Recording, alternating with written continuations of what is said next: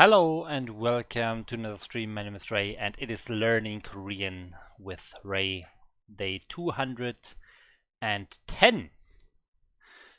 Day 210, and yeah, I already say thanks for tuning in. We have some chat here. Holgren93, I have not seen you here before. Yeah, thanks for tuning in and thanks for your comments here. Naya Seo. K-pop best way to learn Korean. I'm not the biggest fan of K-pop, so yeah.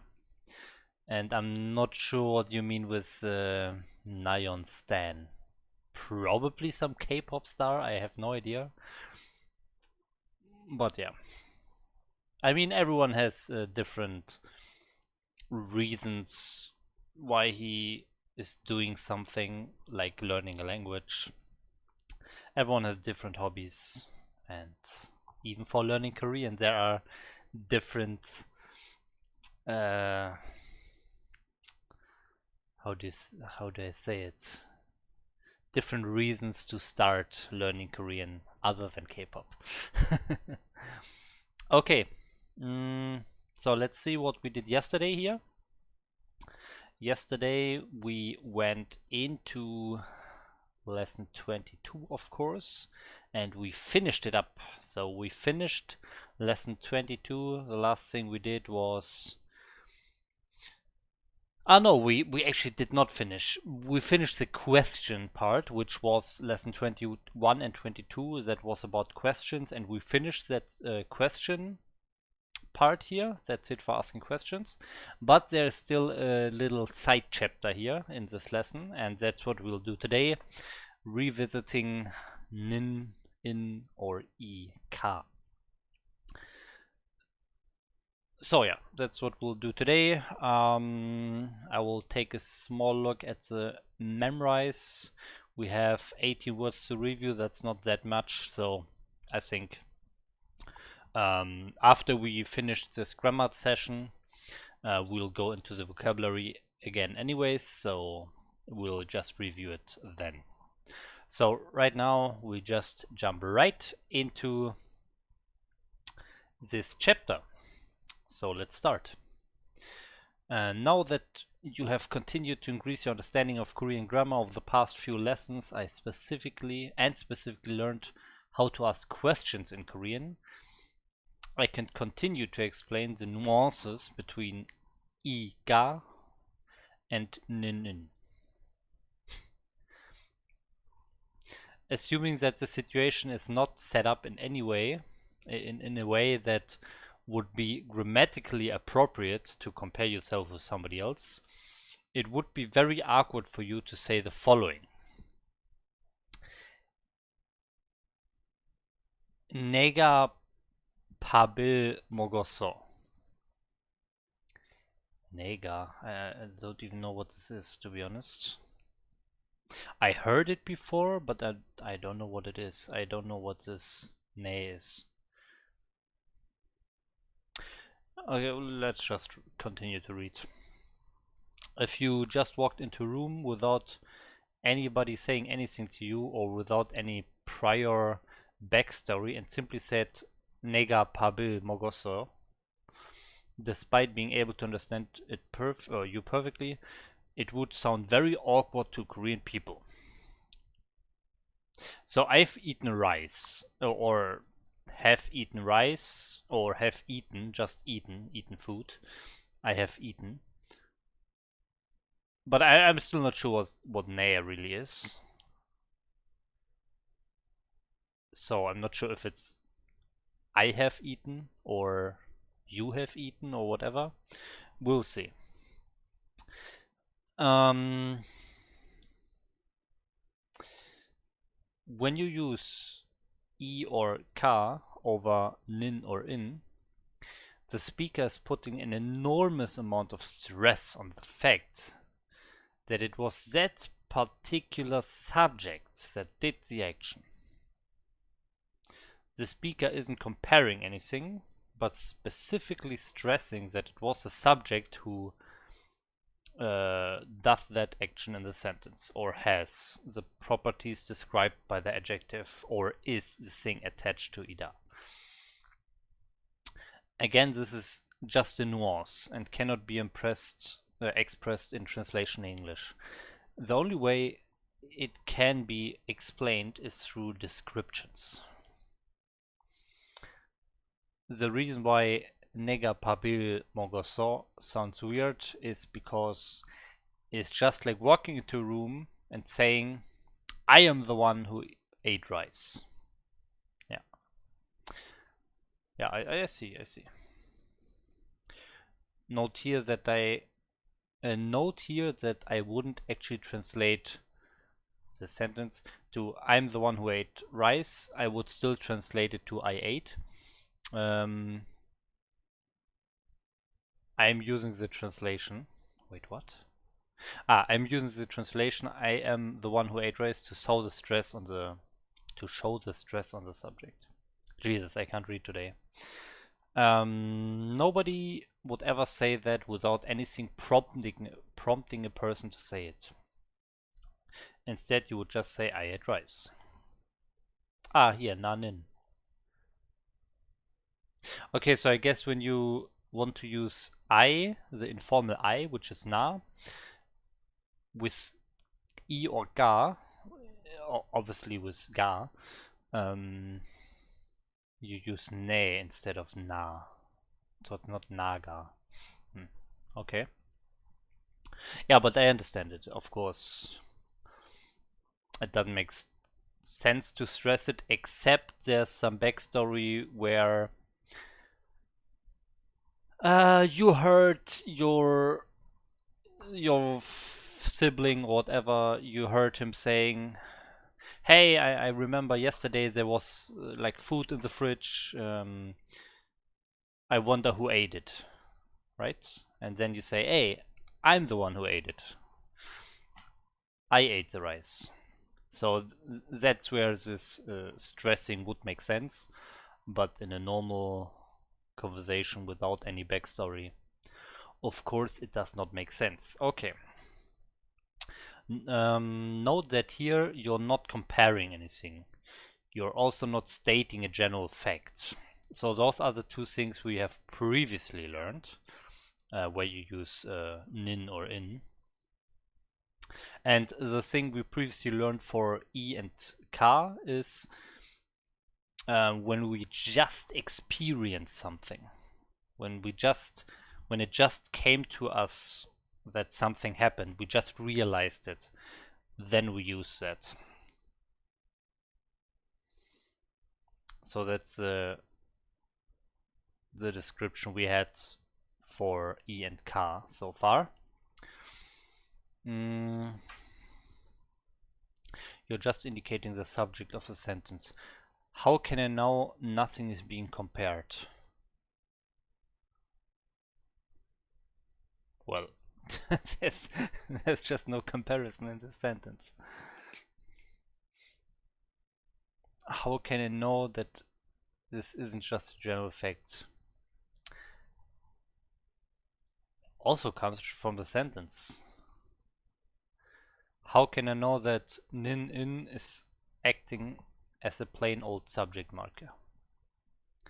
I'm going to reiterate what I said in lesson 17. Okay, so this is probably the thing that I just mentioned about the just experiencing for I and K.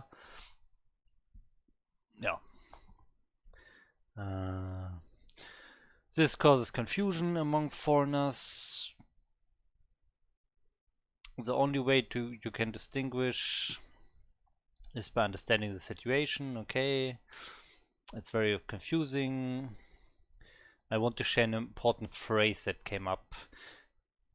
With that, you should always think. Wait, what? I want to share an important phrase that I came up with that you should always think about when trying to learn the purpose of these particles. It's not about understanding them, it's about understanding when to use them. Okay. At this point, I would like to dive a little deeper into the purpose of stressing the subject of a sentence. Like I said, to have this purpose, it would need some sort of backstory indicating why the speaker would need to stress the subject. It would be weird in most situations to just say the following as in one-off sentence. Nega 학생이야. I'm a student. This is just like walking into a room and saying, it is me who is a student.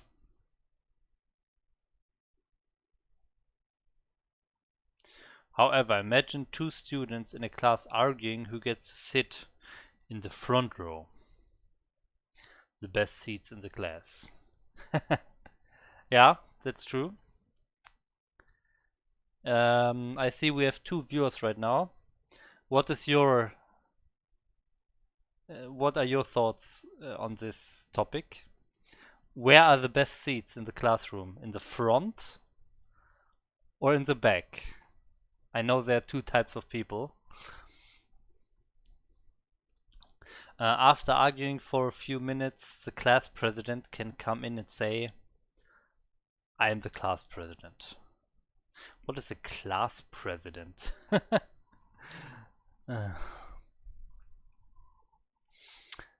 Nega panjangia.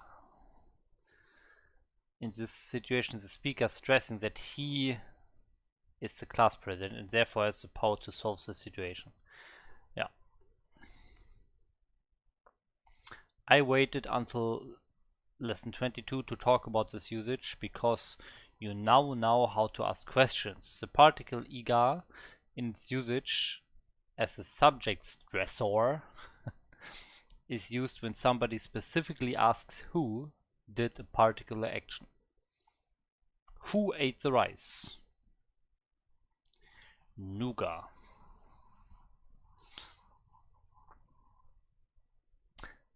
Nuga. Didn't I learn Nugu?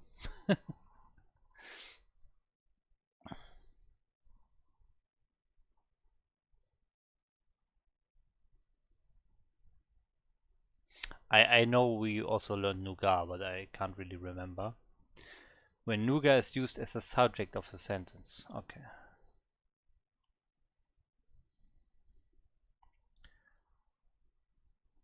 Who will you meet tomorrow? Okay, I see.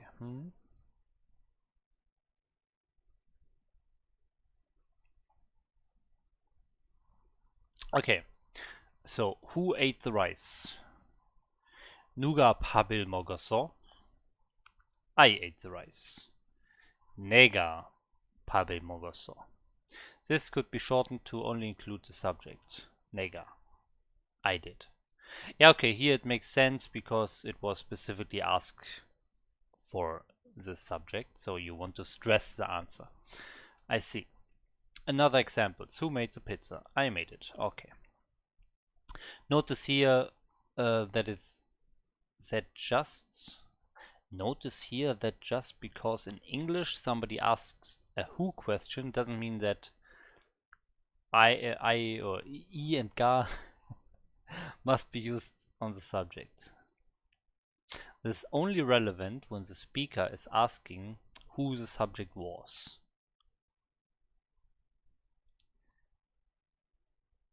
Yeah, okay. We just learned that nuga and not nugu is also only used when the who is the subject. So, yeah, that fits together. That matches. So when you have nuga, you also use ga for the answer. Okay. And not who the object was. So, who are you meeting? You are meeting somebody. You is the subject, so in that case it's nugu and you don't need to stress the you in the answer, obviously.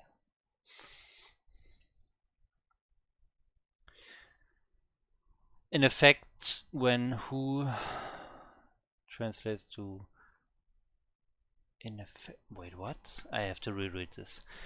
I don't know if I'm just a bit slower today or not understanding these sentences, but or for some reason, because this is such a long lesson, the author also got a bit,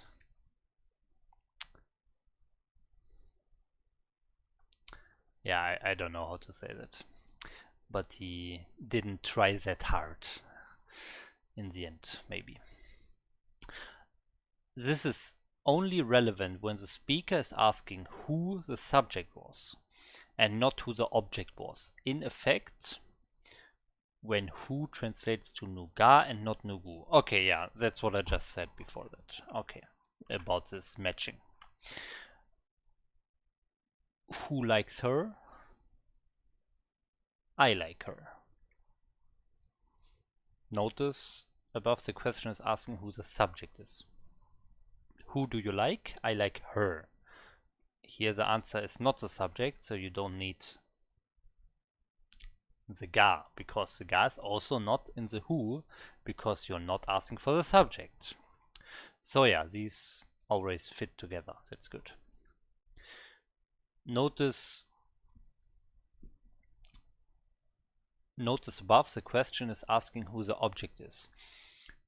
The use of nin on the object takes the stress off the subject, and nin just acts as a subject marker. Okay. The same thing can be done with other question words, as long as the question is asking for the subject. Okay, but just in the answer, I hope, not that you transform the question words. Odon koshi to choyo. Which one is more good?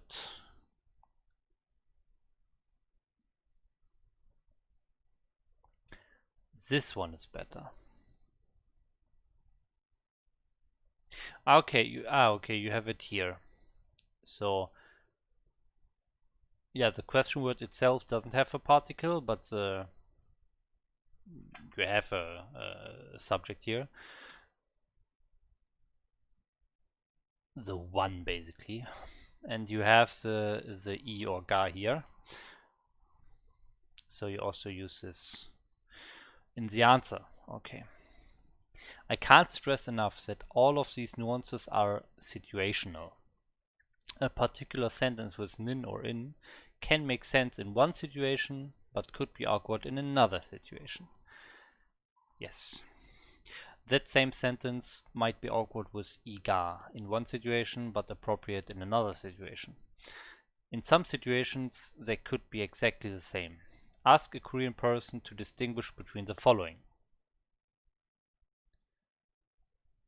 Without reading, he will probably answer, give me more context, or I can't answer that question. They will tell you that depending on, they could be exactly the same. It entirely depends on the nuance that the speaker is trying to make. Yeah, they could be the same, but to really tell a difference, you need the context. Okay. But let's read it anyways. Ne chinguga pabil mogotta. What is this ne again? Is this mai? I think it's an informal mai. My friend. My friend ate the rice, or ate the food. And here as well. Okay. Before we finish, I would like to organize everything that we have done and try to describe the usages of nin and iga very quickly. Notice that I say try. It's almost impossible to do this in any form, let alone in just a few sentences. Korean people literally write their doctoral theses on this topic. Wow.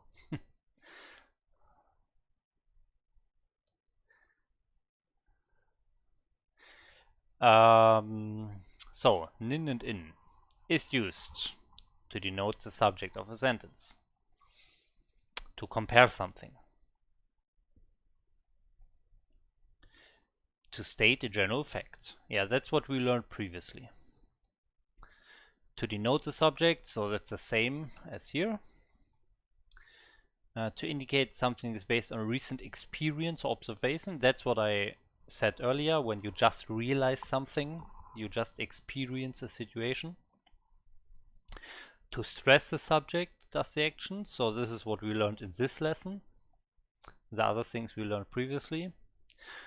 Placed on objects in sentences that are predicated by adjectives. Okay, this one is kinda new for me. Placed on... okay. No, I see. This is this weird different sentence structure where you have subject, object, adjective. Yeah, we learned that previously as well. Placed on the object before Anida to indicate that something is not Anida. Okay. This one I didn't know either.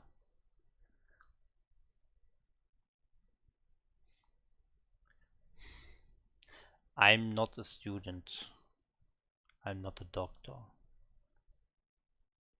Okay. Placed on the object predicated by doeda to indicate that something becomes. Okay, so these two are basically the same. Not really. Okay, this one is only for negative and this one is for become in a positive way. One thing is missing here. I know one more,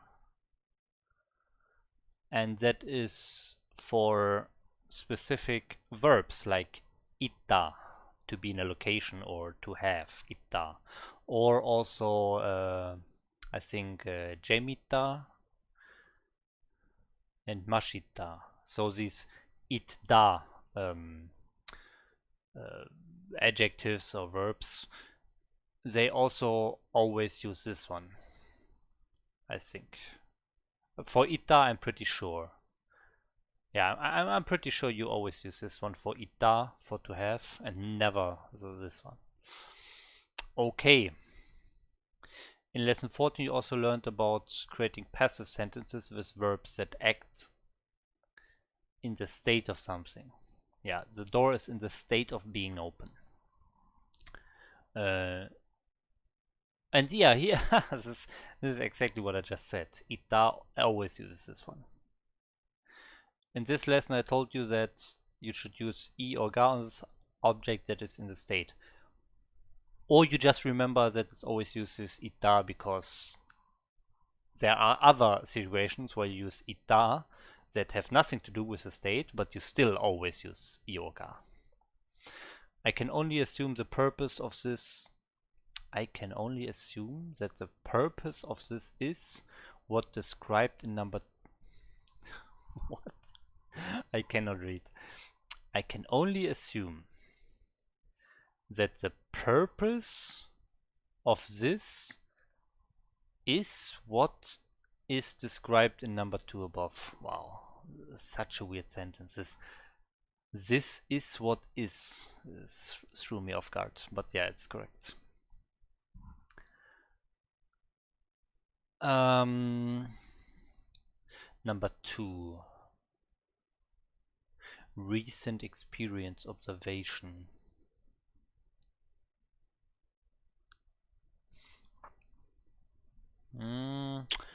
I can definitely also see stating a general fact combined with the state. So, for example, a general fact that I can't think of an example, but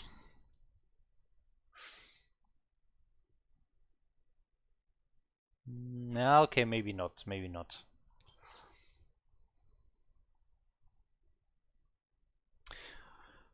Okay, that is the door. The door being open is not a general statement because obviously not all doors are open. Yeah, okay, I get that, of course, but I thought there could be a general fact that a certain thing is always in the state of some adjective.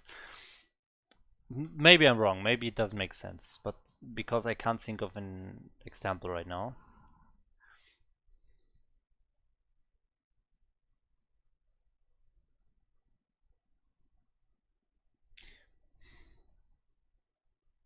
If you state a general fact that, I don't know, mountains are always high, in that case it is not a state. It's not a state of being high also. So maybe there is no situation where you have a state and it's a general fact. Maybe, but I'm not sure. I'm not sure that it doesn't exist. So, anyways, we got that if it's a general statement, we use in or nin, and if it's not, we use I or ga. And for state, which uses ita, we also use I and ga all the time. So I think even if I somehow find the example where a general a state is being described as a general fact, I think I or ga would still be correct, because in every situation ita was with I ga so far. Rather, the speaker is referring to a particular door or in a particular situation that is open, and thus requires the use of I or ga. Yeah, usually you describe a specific object in a specific situation if you use the state. Adding nin or in to mun or any other object in that situation would only be acceptable in a comparison situation. Okay, so the red door is open while the green door is closed. One last time before we put this to bed for a while. Your understanding of this will progress along with your understanding of Korean in general. Through lesson 2, 17 and 22, I hope you have a better understanding of this. However, I know that you will still be confused. Don't worry, that is normal. I promise your understanding will evolve as you keep progressing with your Korean. In our later lessons, you will continue to be introduced to when it's more appropriate to use either nin in or iga. For now, focus on what you've learned so far. Okay.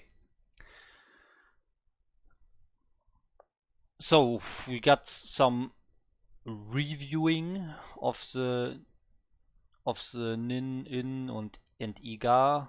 The very big part of reviewing. The only really new information was the stressing. The stressing. If you stress something, also when you answer to a question that was asking for the subject, or you want to stress the subject for another reason, then you use iga. So that's the new information we learned, but the rest was pretty much yeah, like review.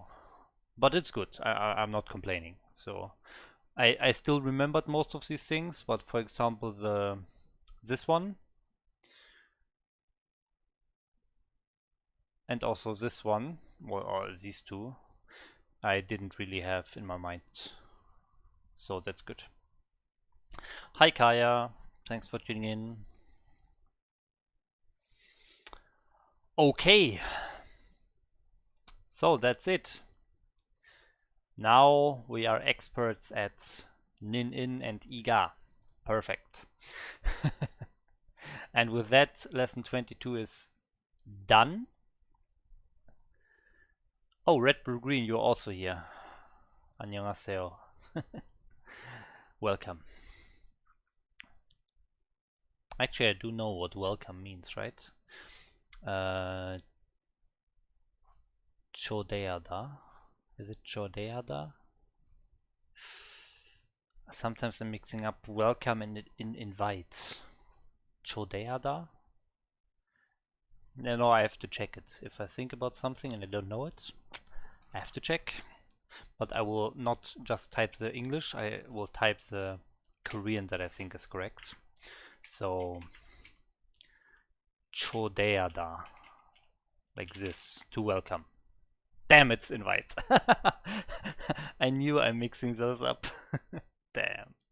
Okay, but now I remember now I remember welcome. One Yongada. There we go. Perfect.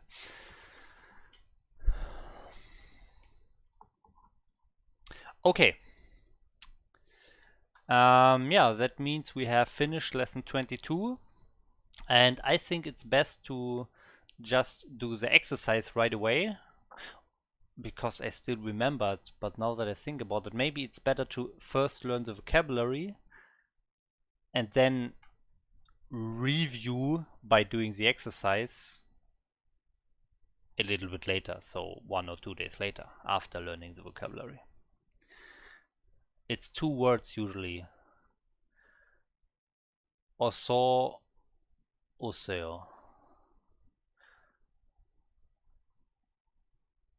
Okay. Well, I first of all, I don't, I have not learned this form yet, this seyo form. I kinda know what it is, but not really. I definitely have not officially learned it.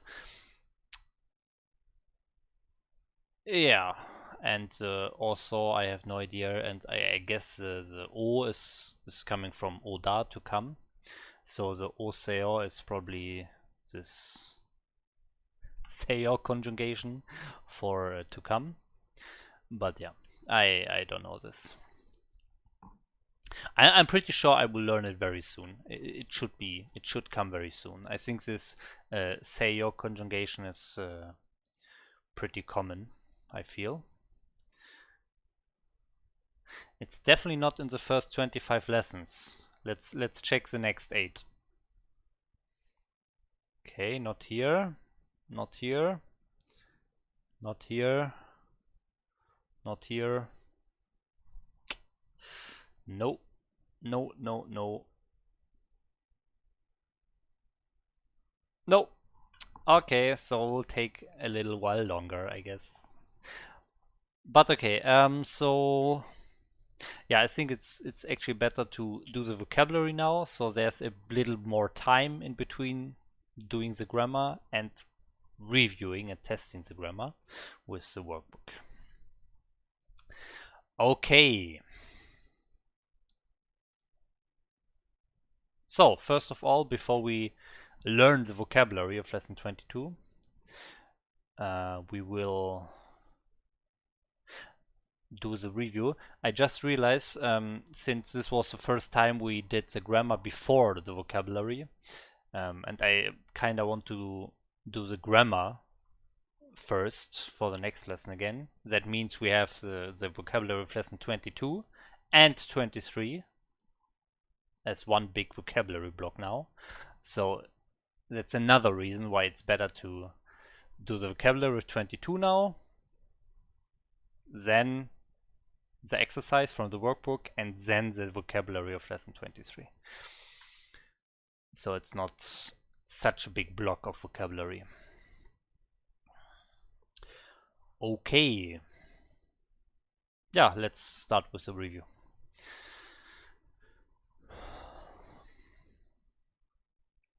What more?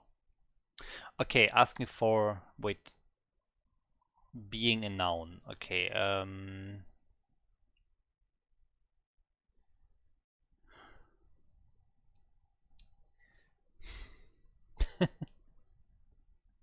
so it's musin or muot?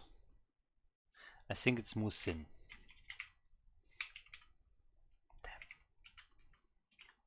무엇, Title of a book. 제목. 제목, 제목. How much? 얼마나? 얼마나, So this is a little bit of the part of the vocabulary of lesson 22 already, so we don't have all the vocabulary of lesson 22 to learn. Novel. 소설, I think. 소설. To regret. Ooh, to regret is a hard one.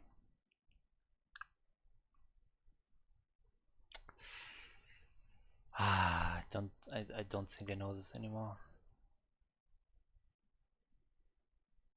No, I don't. 후회하다. Ah, that's the H word. 후회하다. Triple H. 후회하다. Okay. Triple H. 후회하다. 후회하다. Nearby. Close. Adjective.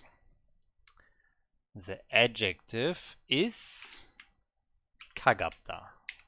가깝다. And the adverb is something like kincho or choigen. Probably kincho. How many? 몇. 몇. Already. Not with a B. 이미. 이미. To be lazy. Ah, am I missing the first? K. It's K. I'm not missing it. 게으르다.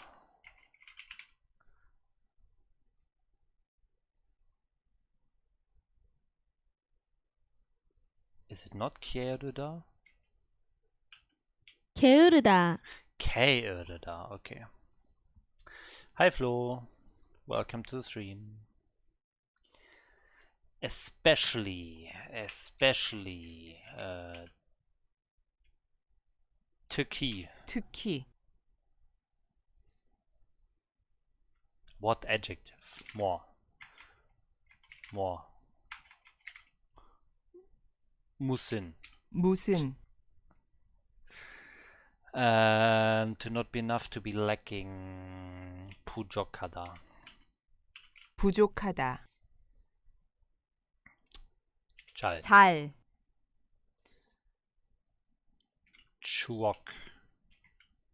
추억. To regret. 후회하다. 후회하다. 후회하다. Already not 이미. Yeah.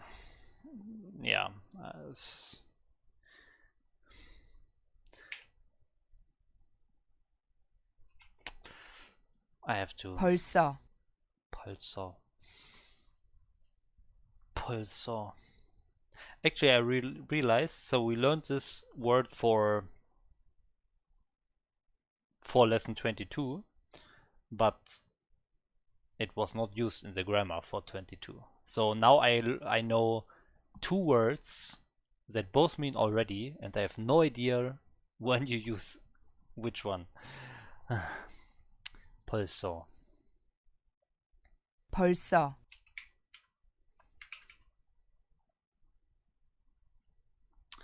To be comfortable. Comfortable, another one. Not 편하다, but they want another word which is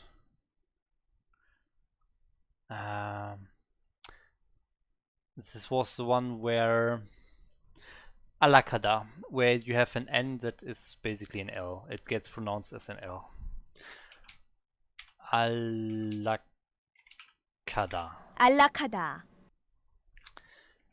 Dad. 아빠. 벌써 is when you're surprised. 벌써 is already. Okay, already when you're surprised. Okay.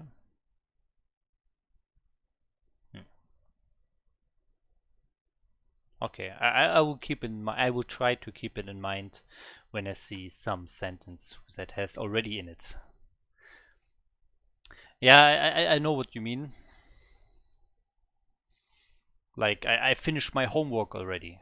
What, already? So fast?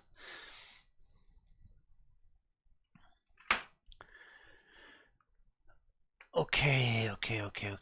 Y is way. 왜, Way. To review.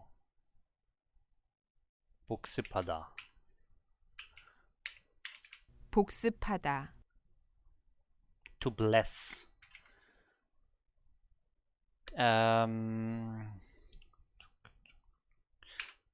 축. 축복하다. 축복하다, 믿다. 믿다, centimeter. Cen. T. Mi. To. 센티미터, Okay, one is missing. More. 뭐, Where. 어디. 어디, To be simple.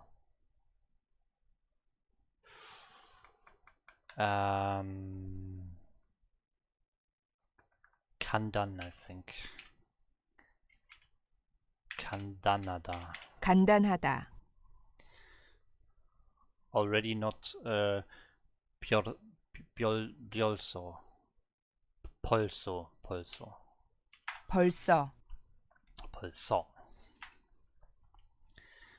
Okay.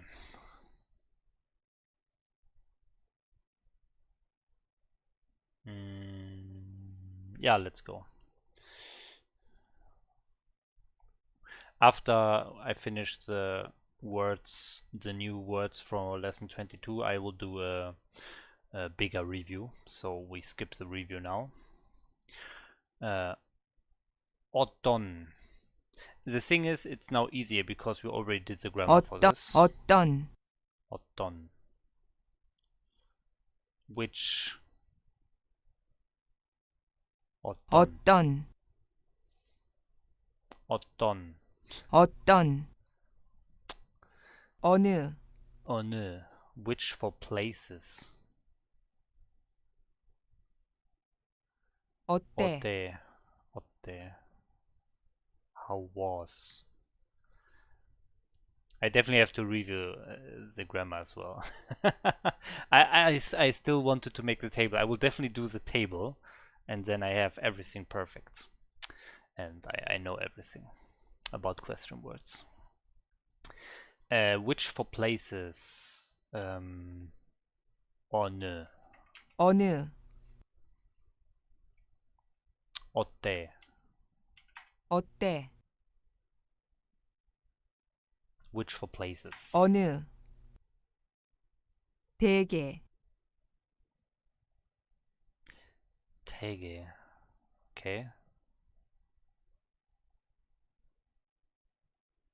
Big dog.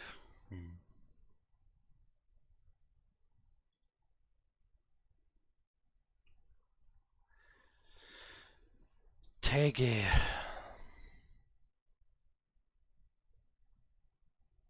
되게. 되게, 어느. 어느, 어때. 어때, 어때, 어떤. Some or 어떤,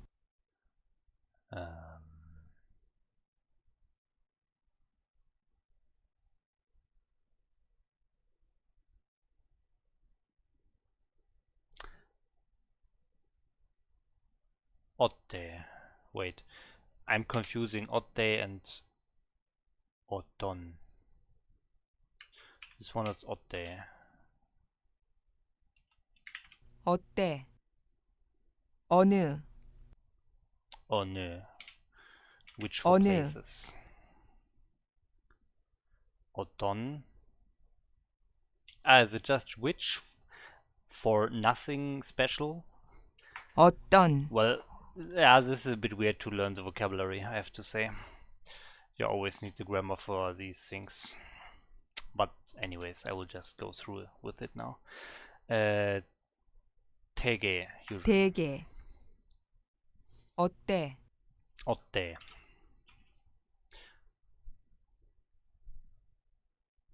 I pressed backspace to delete what I wrote, but I didn't click the line, so I didn't write anything. I was not focused on the text field. So pressing backspace goes back in your browser. Perfect. So we have 5 new words. 어떤. 어떤, Oh, actually it's the same words. Okay.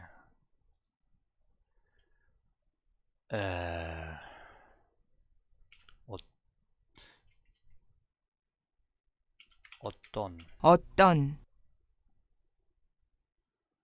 어떤. 어떤, 되게. 되게. 되게, 어떤. Which. 어떤, 어때, 어때. How was. 어때,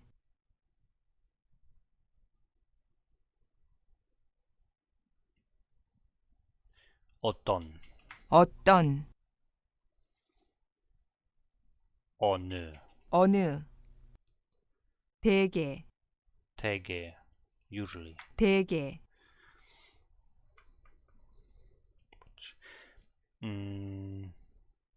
어때.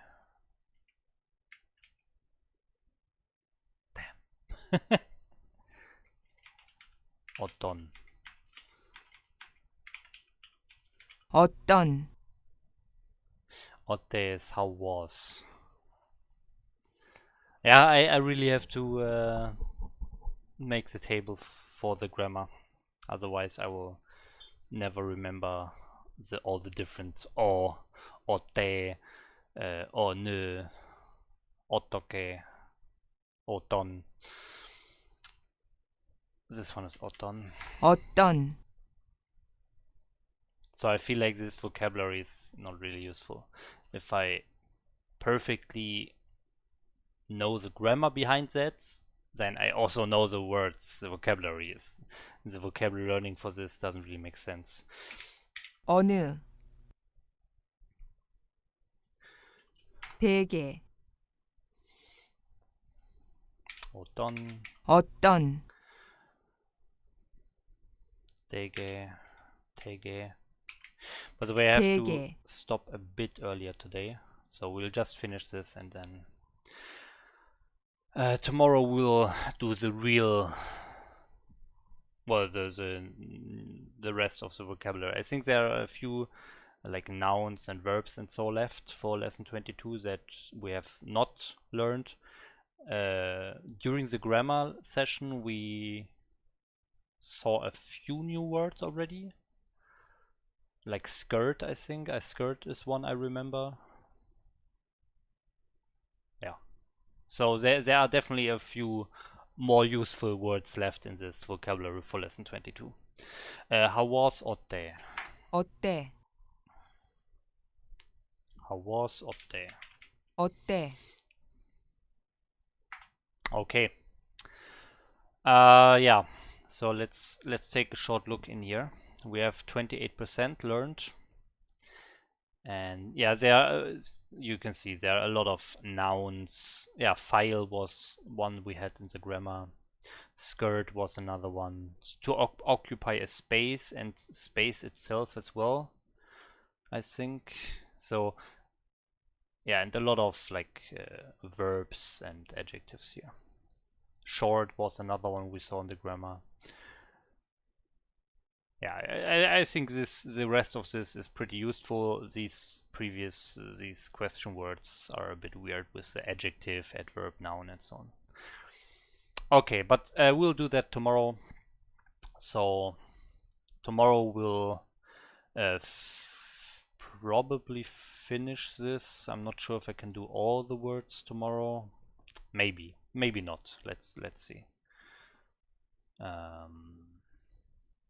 Yeah, and after we finish these words, if I do it tomorrow, I don't think so, probably in the first half the day after tomorrow, but if we do finish them, then we'll go into the exercise for lesson 21 and 22 for all the question words. Okay, so that's it for today. Thanks a lot for watching and have a nice day. See you next time. Bye bye. Annyeong.